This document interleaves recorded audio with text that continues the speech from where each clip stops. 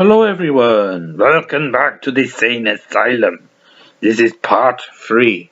So yeah, part 3 of section 1 video nasties. So next film we'll talk about is Fight for Your Life. So yeah, Fight for Your Life is the only black exploitation film on this list. So a lot of these films, mainly horror and some Nazi exploitation films, but mainly a lot of Italian and American horrors. Not much British horror on this list at all, apart from expose. So yeah, Fight for Your Life. So Fight for Your Life. How can I sum up this film in words? In one sentence, I should say. Basically, love thy neighbour on acid. It's like a violent episode of Love Thy Neighbour. It's like, what would happen if Eddie Booth and Bill Reynolds had weapons? And that's basically what it's like. And to people that don't know what Love Thy Neighbour is, Love Thy Neighbour was a British sitcom in the 1970s that dealt with racial issues. So you had Eddie Booth, the white, supposedly socialist, really, but in many ways he was very, very right wing in his approach, you know.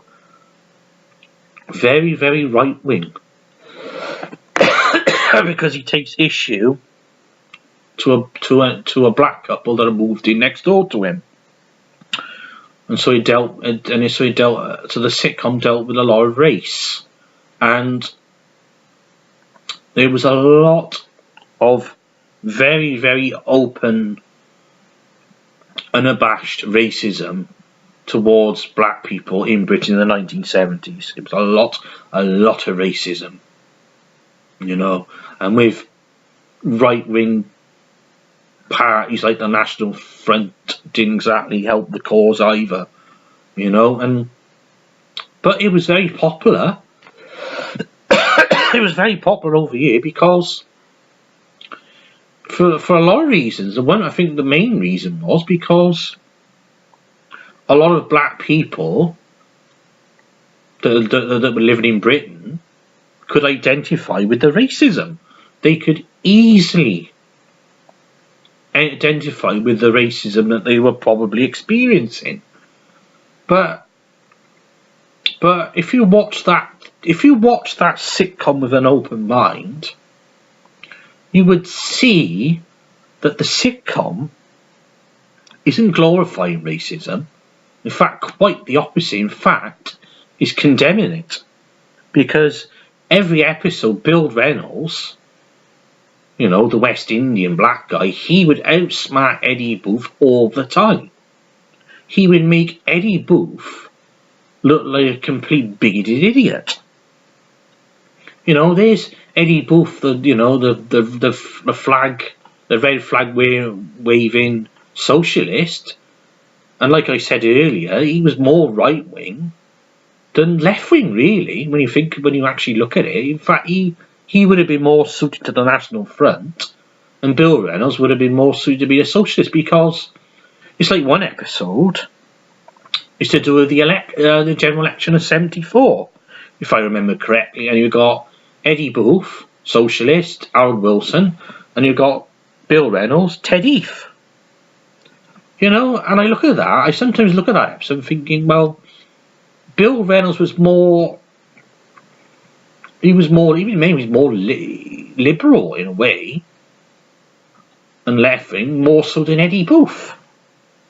Very, very, very odd. But, like I said, that sitcom was very popular in the 70s. And in many ways, it broke new ground for a lot of black actors. Because before Love Thy Neighbour, there wasn't many black actors getting parts in British television. There just wasn't. Oh, excuse me. Terrible cough.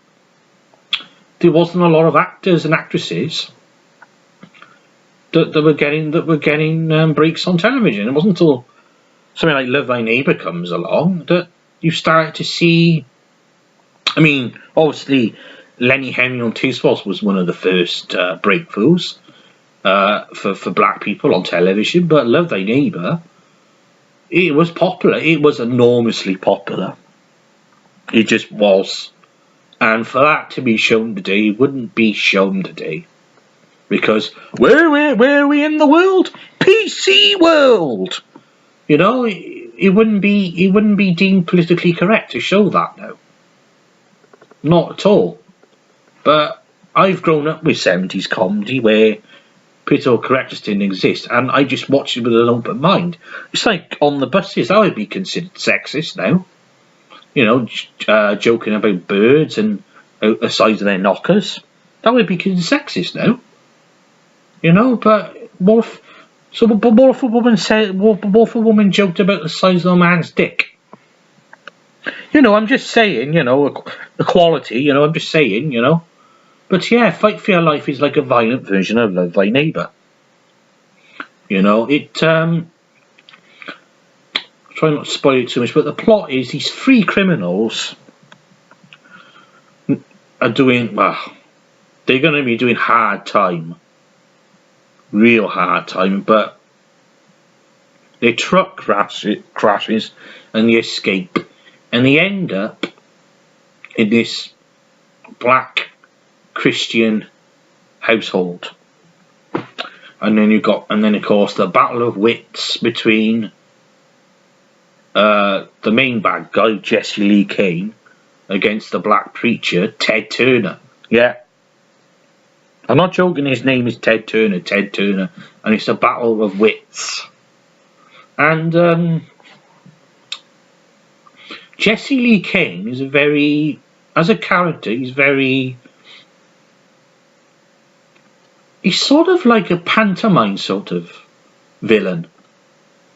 Because home invasion films, you know, popularised by films like Last on the Left, were very popular in the 70s.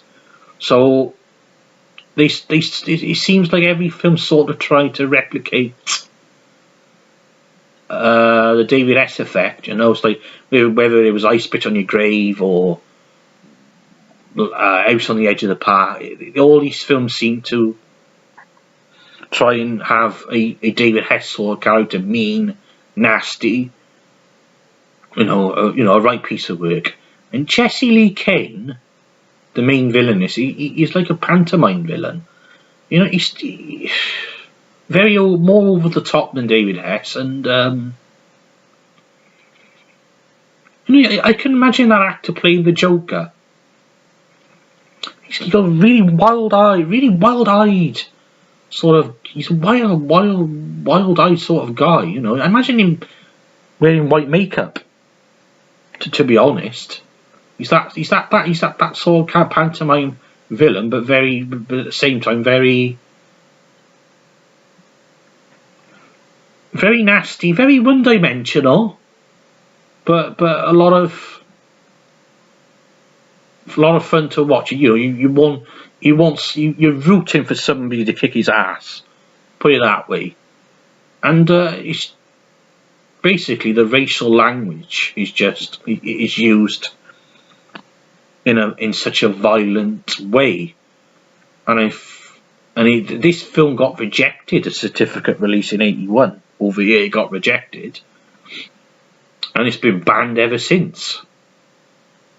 So no, for anyone to have a video copy of this, good for you. Because it's still banned over here, and that's what intrigued me to it. Why is it banned?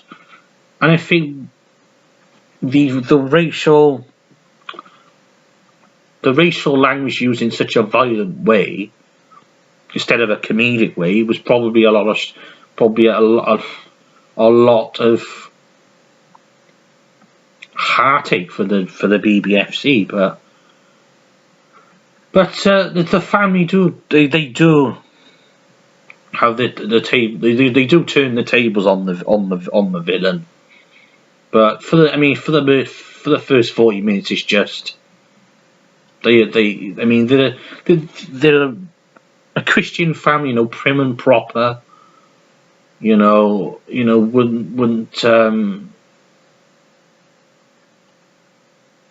they wouldn't let it fly really, And if I was the black preacher in his position, it would sort of question my faith. But they don't seem to touch on that. They do touch on faith. They do touch on that. They do sort of touch on the Christian faith. I think the main bad guy, Jesse Lee Kane, he's going on about God and does God exist? Trying to entice the preacher in many ways. And there is a rape scene in this. He rapes the preacher's daughter. We don't see that, but the nastiest part in this is where the black boy's friend gets killed in the forest. Really nasty. The Chinese criminal bashes his head in with a rock like that, and then you see him twitch. You see his foot twitch. Very nasty scene. Probably the nastiest scene in it, And then of course the police arrive, but the main guy in charge, he basically lets the black family get their revenge, as when the tables get turned, and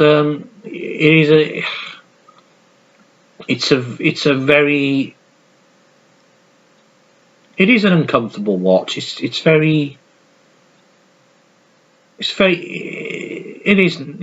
nasty.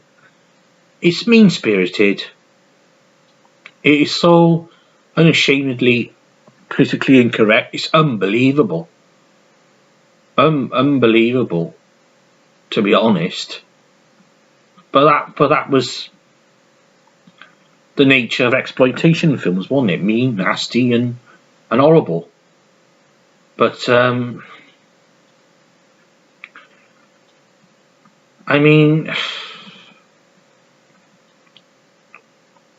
would this film get resubmitted by the BBFC and get through?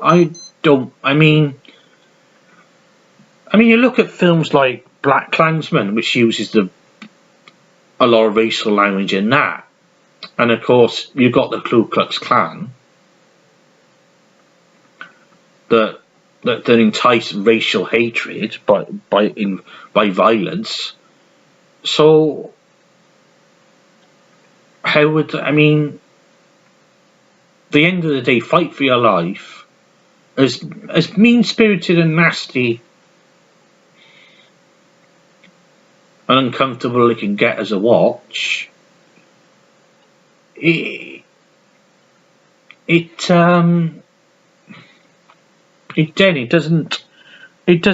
glorify racism at all again, like we'd love to know. It doesn't.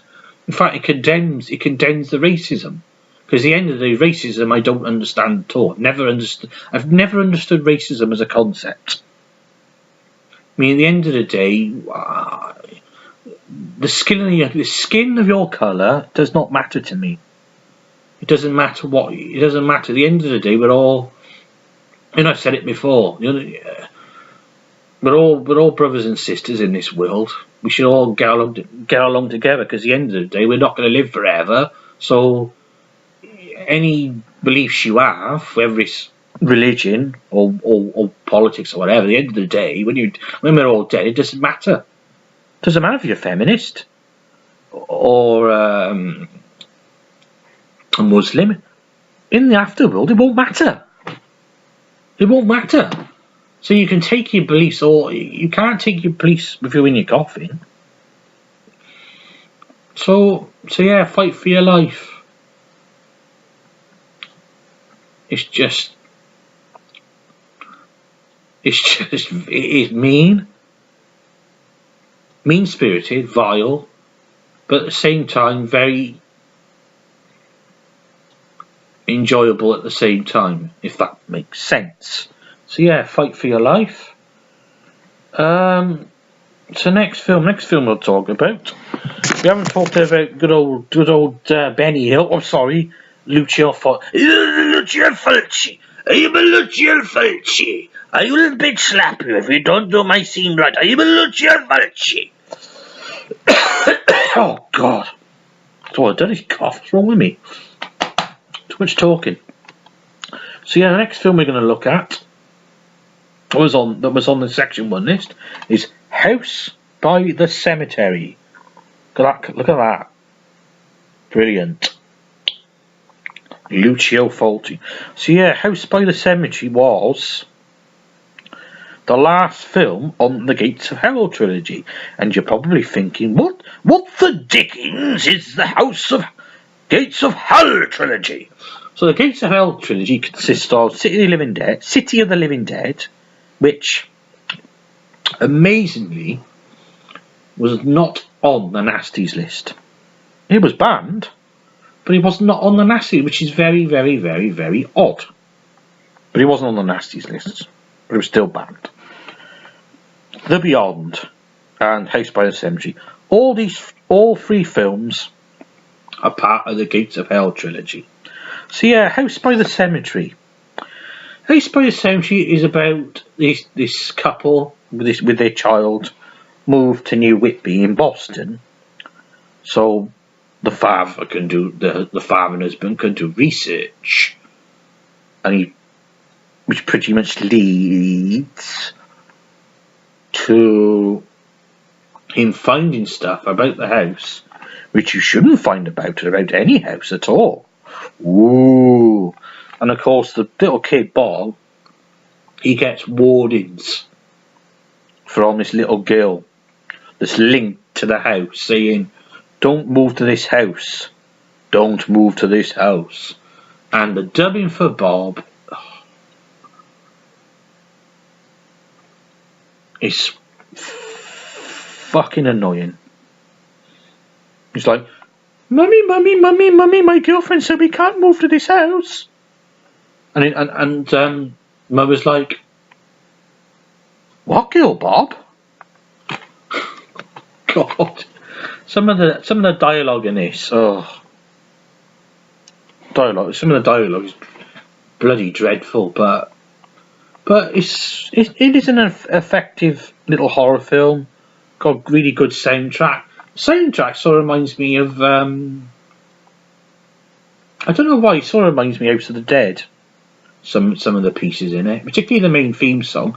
So like between Castlevania and House of the Dead, and good gore effects as well by D. Rossi, who done Zombie Flesh Eaters as well. Really good effects. Again, this film, like The Beyond, is not a lot of depth to the plot. It's mainly on atmosphere than plot, and that's what I find a lot of fault. His storytelling isn't very cohesive, but he sort of makes up for it with atmosphere and gore. Because like this one particular scene where was it? Because Catriona McCall, was asking the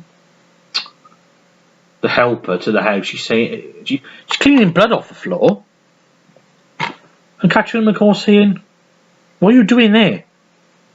And she don't really say what she's doing. So it's like it's very, very, very, very bizarre, very bizarre. And what else can I say? What else can I say about this movie? I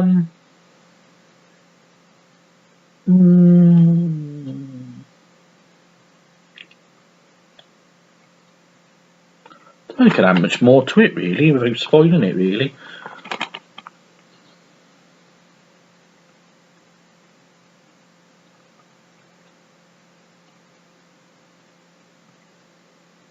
incredibly gory. For, you know, the Godfather of Gore, Lucio Fulci, incredibly gory. That's about it, really. I don't think I can add much more to it. So yeah, it's by the cemetery. Next film I'll talk about is, again, probably one of the nastier horror exploitation films on this list, and it's I Spit on Your Grave. So yeah, I Spit on Your Grave. I Spit on Your Grave. Basically, it's about this female writer that ends up in this. She's from New York. She ends up in this reclusive place in Connecticut to do a writing for a novel. Now, it doesn't. She sort of hints. There's sort of a lot of hints that she's a feminist writer, because he says to the mentally challenged guy in it that delivers the grocery, saying, "Oh, I've written a lot of stuff for women's magazines." So he sort of hints that she's a feminist writer, and this film is more of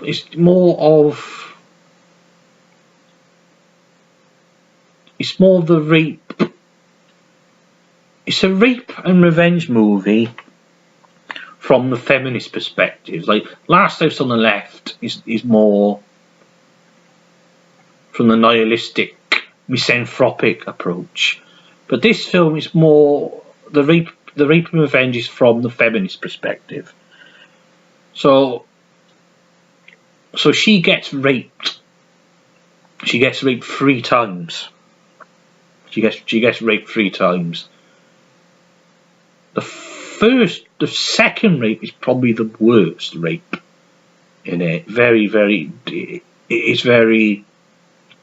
is a very uncomfortable watch. Very nasty. Very nasty. Very nasty.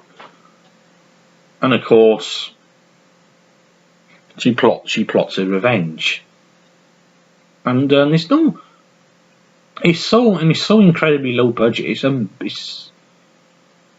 soundtrack. There's no official soundtrack to this film. So it doesn't have music in it to. But then again, I don't think it needed music really for those rape scenes. I think the rape scenes are powerful on their own as a standout. I think if they put music in those scenes, I think it would have lessened the impact of the rape scenes. So yeah, there's no music. I mean, apart from the church music, and you're playing the records. There's no real music at all, and it also implies as well that she could be religious, because there's one scene where she's dressed all in black, black, a symbol of death, a symbol of death, and she goes into the church and she bows. She says, "Oh, please forgive me for what I'm about to do." So it implies that she could be. It does imply she could be feminist, and it does imply, but that she could be religious. But there's not a lot of character depth to the character, really. I mean, obviously, you do empathise with what she's going for. Really, I mean, rape is a traumatic experience, isn't it? It stays with people for the rest of their lives. I mean, some people. They have to see doctors about it. It's like people from the trauma of it could develop post-traumatic stress disorder. Things like that. Will affect the human mind regardless. if you're mentally ill or not, it will affect you. And so we do feel for the character. Not a lot of. It's not a lot. There's not a lot. There's not a lot to it. There's not a lot. I mean, it is very. It is a very nasty film. I mean, one critic said it's a vile piece of garbage. You know, to put it strongly, he said it was a vile piece of. It is. You know, it is. I pretty agree with it is what it is. You know, it's not meant to be a fun. You know, Mickey Mouse Disney comedy. You know, it is very, very, very. In its approach, it is very full on. In its approach, you know, it's no unapologetic. I would say the style of this film, unapologetic. You know, because I mean, you know, it caused a lot of headache for the BBFC. This film, you know, and it's still cut over here to this day. You know, I think it's nearly 3 minutes cut. Now, I don't know if I've seen the uncut version or not. To be honest, I'm not sure. But well, for this version I've seen, it's pretty nasty. Really, really nasty. And again, the main character, he's sort of like drawn again on that parallels with David Hess' character in Last House on the Left. It's that sort of style, and what happens to him is very, very, very nasty. Very nasty what happens to him, because the bathtub scene, ooh, nasty. So yeah, basically,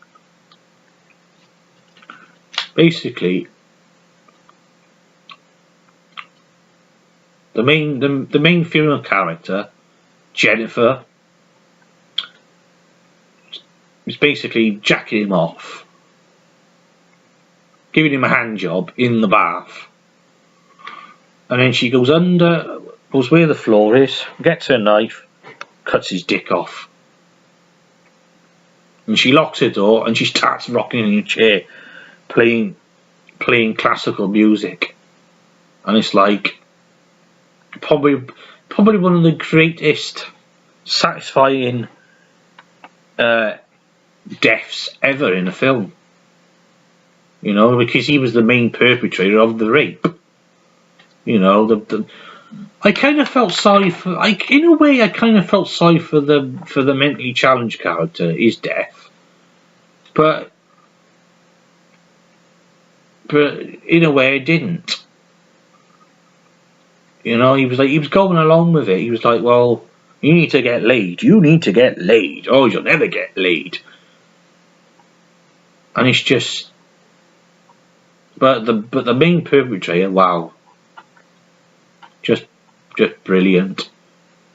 And it's definitely one of the nastiest nasties on you. I mean, a lot of these films are just fantasy films to me. You know, the zombie films are just fantasy films. You know, a little bit of gore. You know, I'm not gonna watch zombie flesh eaters and go out tomorrow and start eating people. You know, that's just not realistic. But Ice Cream and Grave is a situation in life that could happen, regardless if you're a man or a woman. I don't know statistics, but men get raped too, and of course women get raped, and it's a situation in life that could potentially happen, and it can be a traumatic experience. So I Spit in a Grave it's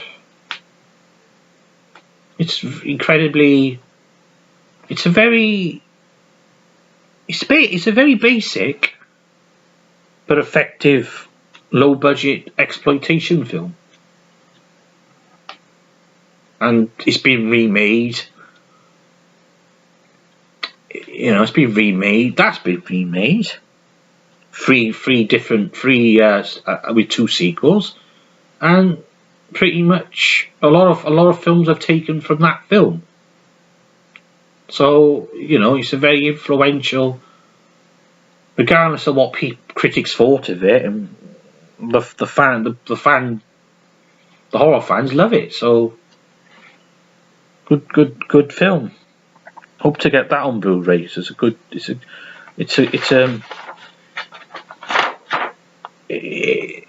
film, but it's not like I said, it's not a Mickey Mouse Disney film, unless you're Charles Manson's son. Then it is a Disney. Then it is a good Disney film. So yeah, I Spit on Your Grave.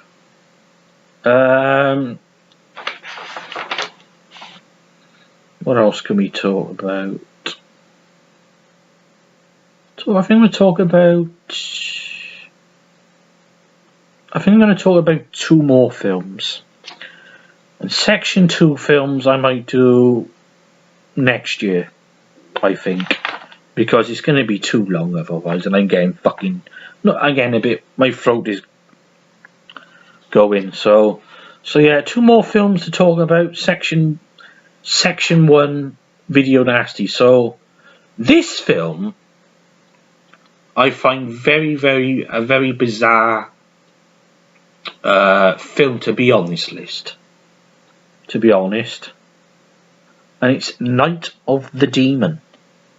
Not the 60s Night of the Demon. No. The 1980 Night of the Demon. So yeah, this film is about trying to find these group of college students with this professor, anthropologist professor, are seeing evidence of a Bigfoot. They want to claim that Bigfoot exists because this girl, her father's gone missing, and they want to try and find him. And it's just bloody hell. The soundtrack to this is very. It's like the sounds to it. It sounds like a cat is playing on a synthesizer while snorting cocaine. It's very.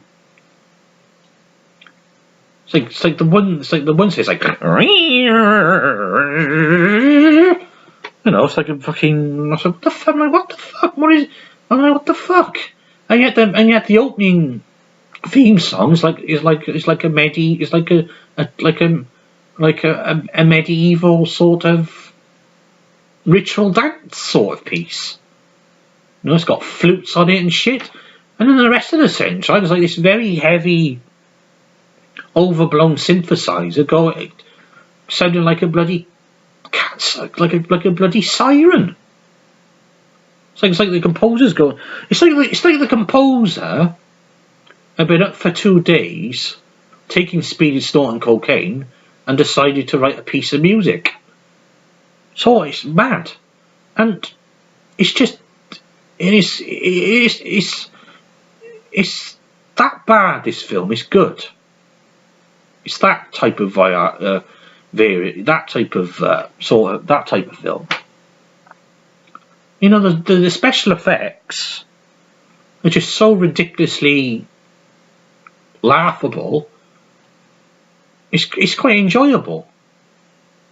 You know, I think some of the stuff in this I think is unintentionally funny. To be honest, I don't think it was set out to be like that. I think it was set out to be like a really full-on sort of straight horror film, but a lot of the stuff in this is just so hilariously funny. You know, where the professor's telling about, he's telling his students about some of the deaths in this forest where Bigfoot's supposed to be. There's one scene which may have got this film on this list from so-called obscenities, where this bike driver, you know, is pissing. You know, he's found a place to piss in this forest. He sees his dick, which looks like basically looks like a fucking banana painted pink to me. And the Bigfoot rips his dick off, and he starts bleeding everywhere. And he goes back to his bike, and he's pissing blood all over his bike. Now, call me demented, but I find that quite funny. He's like, oh, my dick, oh, and the music's going,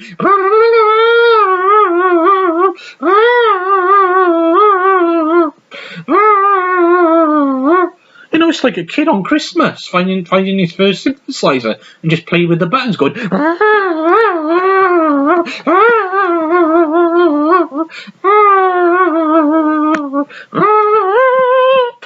it's like, fucking hell, calm down.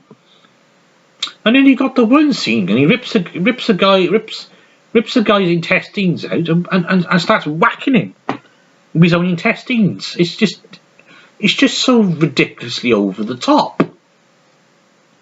It is ridiculously over the top. The story's not bad for what it is. You know, it's ridiculous. It is a ridiculous story about finding a Bigfoot and a Bigfoot shagging some crazed woman that's gone into a trance for years. But I don't know. There's a charm to it. There's a charmless charm to it, which I really like. I think it's really. I don't know. It's enjoyable. It is a lot of fun to watch. But there was a version released in '94, but it's a cut version. I don't know what's cut out of it, but it hasn't been resubmitted since. Now, I think obviously if it was to be resubmitted, it would get an uncut version. But it's one of the rarer Nasties to get. But it'd be great. It would be great on Blu-ray. That would, you know, see that fucking plastic fucking pink banana looking dick in Blu-ray. That'd be good, wouldn't it? And the Bigfoot looks like. It looks like I tell you what it looks like. It looks like somebody's got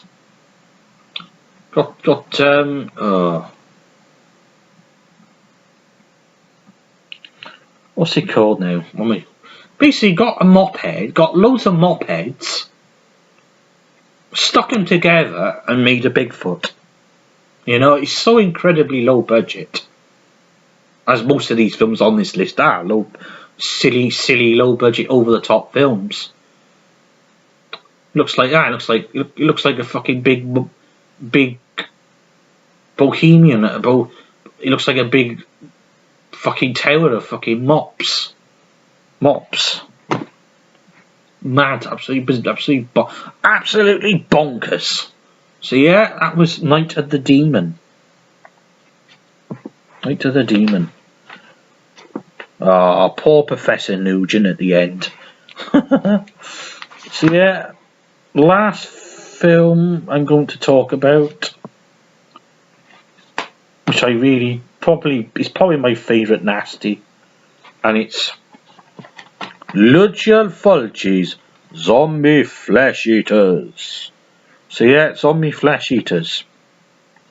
You know, one of the greatest zombie films you'll ever see. It just is. It just really is. Basically, what this film is about is A boat with no crew ends up in the New York harbour, and it contains a zombie which kills a policeman. And of course, Anne, played by Tisa Farrow, discovers that it's her father's boat, and she wonders, what has happened to him. And of course, she ends up meeting journalist Peter West, played by Ian McCulloch, and they end up on the tour to find out what happened to her father. And the island is ravaged with a disease that turns the dead, that brings the dead back to life. And that's basically your plot. Now, it is probably Fulci's one of Fulci's strongest narratives as a story. As a narrative, it works really, really, really well. When you compare it to films like The Beyond, where to me The Beyond is just, to me The Beyond is just a film in fragments. Basically, The Beyond is like a puzzle. An unfinished puzzle. You need to fill the blanks in, because it doesn't make a lot of sense. You've got to fill the blanks in to make sure to try and make sense of it all, of the chaos. But with this, it has a strong story all the way through it. You got Dr. Menard, played by Richard Johnson. He's trying to find.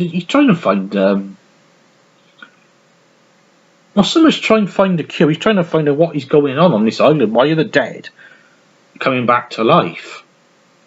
And the first two scenes are great.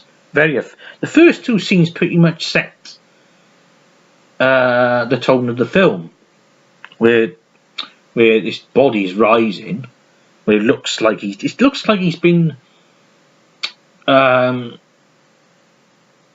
covered and tied up with all white curtains. So he gets up, this body, and then he gets shot with a pistol, and then the shadowy figure says, "The boats can leave now. Tell the crew." And then of course you've got the boat scene, which, typical Lucio Fulci, didn't get permission to film on the harbour. He gets two off-duty policemen with their uniforms, no acting experience whatsoever, to be in this scene. It's just absolutely amazing how he did that. He must have friends in high places, I guess. But yeah, two off-duty policemen in this boat scene, and the boat is a mess. The boat is an absolute mess. It's all centipedes on the piano. There's all a rotting dead hand and rubbish everywhere and flies everywhere. And then the cupboard door bursts open and a fat zombie appears and rips the guy's neck off. Rips into him. And of course the fat zombie ends up on top where the other policeman is, and he gets shot into the water. So yeah, those two scenes absolutely fantastic. I mean, a lot of people would have moaned and cried that this film is a slow builder. It is a slow builder, but the scenes in this film are simple and effective at the same time. The scenes of this film stay with you after the film is finished. So whether it's the boat scene, and of course the eye splinter scene, which pissed off the BBFC censors, and of course the shark scene. The shark scene, obviously one of the most biggest pieces of randomness in a film ever.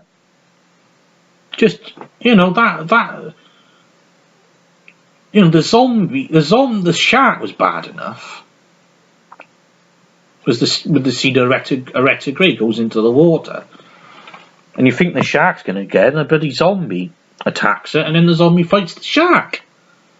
And apparently the shark was given sedatives. So the trainer who played the zombie could fight him. Because you imagine, can you imagine the act of fighting the shark without the sedatives? Probably would have died. I mean, his arm gets bitten off anyway. I know it's a fake arm, but his arm gets bitten off. Just amazing, like I said, it's a slow builder, but the film, the scenes are very effective.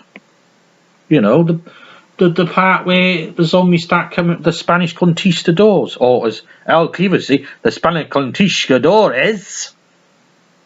Okay, I thought they were Spanish conquistadors. No. I am El Cleaver. They are the Spanish conquistadores. When they start coming out their graves and they got worms on their eyes and it's rotting. The zombies in this are rotting. Special effects are brilliant. I mean, look at that. Just much better effects than much better special effects than Dawn of the Dead. Much better. Much better. And this film was listed as a sequel to Dawn of the Dead, because Zombie, as Dawn of the Dead was known in Italy, was very, very popular. Dario Argento done a cut of Dawn of the Dead, and it was very, very popular. But George A. Romero tried to prevent this film to be called Zombie 2.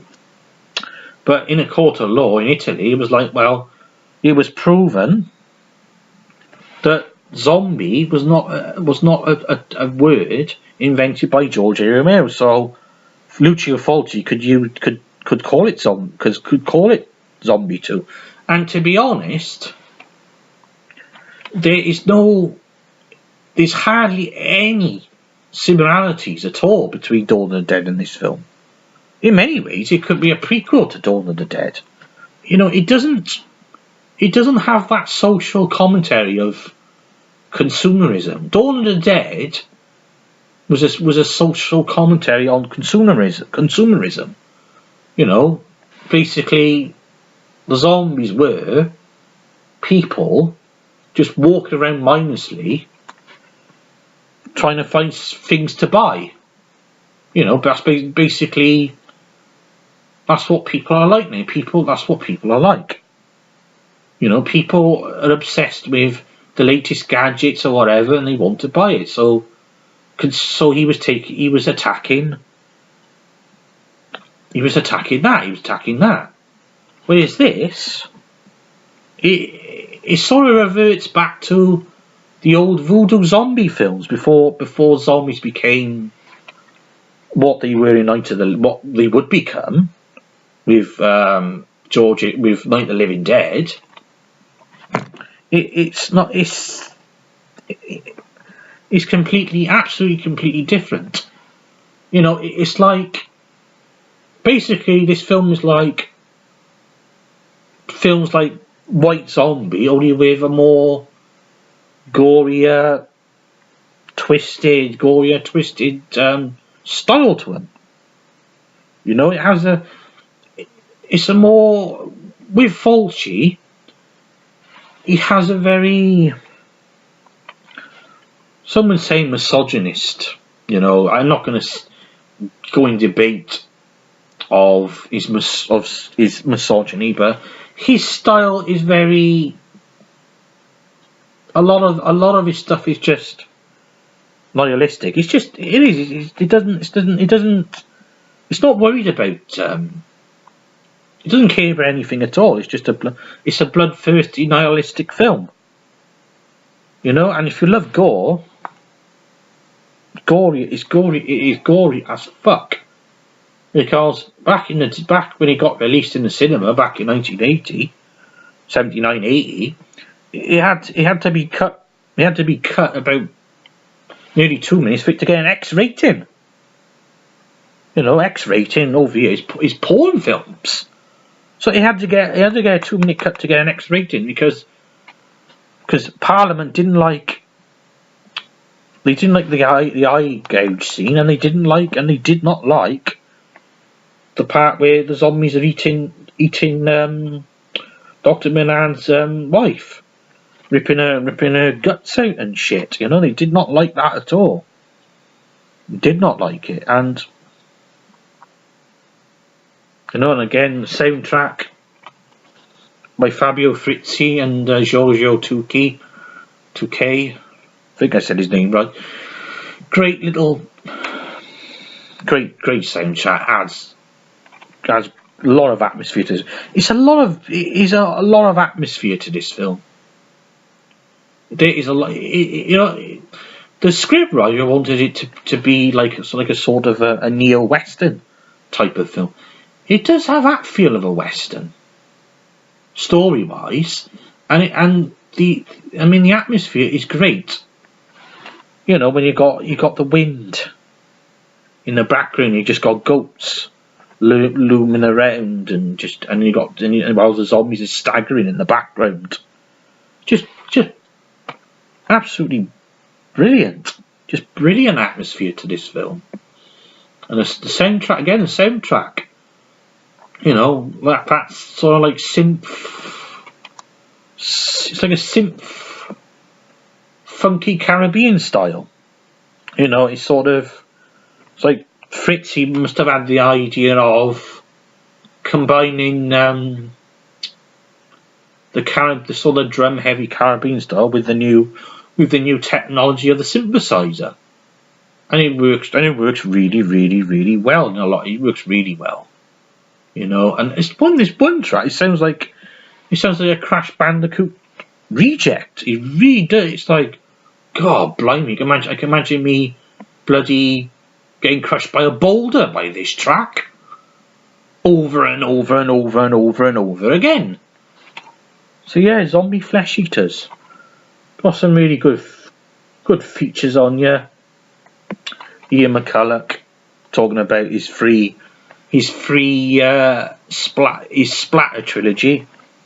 Zombie Flesh Eater, Zombie Holocaust, and Goddamination. Zombie Holocaust didn't end up on the Nasties list, but the other two did, which I find a bit odd. He talks about his 3 films that he made, and he gives you a history of the modern zombie genre, and Gino De Rossi is an interview with him. What he shows you all the props of each film he made. It's just really good, and an interview with Fabio Frizzi, the composer. So yeah, it probably is my number one nasty. It really is. You know, it just, and it took till 2005 to get this uncut. You know, the company Vipco, you know, due to the quite laughable situation of the BBFC not being able to classify videos before the Video Recordings Act, and basically you could get strong uncut versions of these films. Vipco done a strong uncut version of this, and I think it was accidentally as well they done the strong uncut version. And if you got caught with the Vipco video, you know, you probably would have got fined and prosecuted. So, you know, it's bizarre, and absolutely bizarre. And they got a cut version in 1999, and then an uncut version in 2005. It took till 2005 for this to be uncut. And I've seen footage of this being shown on Channel 4 back in the late 90s with Mark Kermode doing an introduction to it, saying, well, with more zombie munching, here we have Zombie Flesh Eaters. And Zombie Flesh Eaters is probably Fulci's best film. You know, again, it is the perfect Fulci film. It's got, you know, good sound, fantastic soundtrack, strong story, character-wise, it's not. They're not pretty pretty one-dimensional. And but I mean they're there just to be eaten, but they do a decent enough job in horror film in that type of film. So yeah, good soundtrack, strong narrative, great atmosphere, great special effects. What can I say more? It's bloody absolute a gem of a film.